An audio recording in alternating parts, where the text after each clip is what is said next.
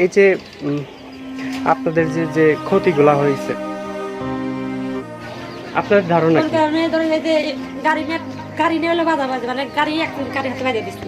আচ্ছা আচ্ছা। দিল্লি পাড়া সেখান থেকে ওখান থেকে হায়ার করে লোক আসে এরা এই এলাকা মারছে। এটা কি ওই শ্যামপুরের লোক এখানে?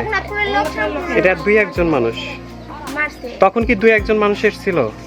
যখন মারামারি করছে, শুরু যখন হয় না 15 জন আর আসছে মারামারি করার জন্য। আচ্ছা। আর পরে হচ্ছে এইখান থেকে মুরব্বীরা বসার পরে এই লিটন মেম্বার বললো যে হচ্ছে আমরা দেখতেছি, কিন্তু ওদের এলাকার লোকজন কইতেছে মারের বদলে মার নিবো আমরা। মানে 2 সাল পরে মেরামারি করছে, ও মারছে ও মারছে। চাচা এই ব্যাপারে কিছু জানেন আপনি? না এই কেবল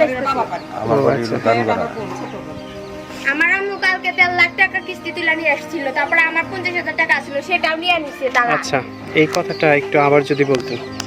আম্মু কালকে মাসের কিস্তি উঠাইছে, 1.5 লাখ টাকা কিস্তি উঠাইছে। আমার ফোন নিছে 22,000 টাকা দামের, তারপরে আমার কানের দুল নিছে, পাউদুরা নিছে, ওমার মনে করেন 2 লাখ টাকা নিছে। তারপরে আমরা মিয়া বিয়া দিছি কেবল আচ্ছা। বাহানা ভাই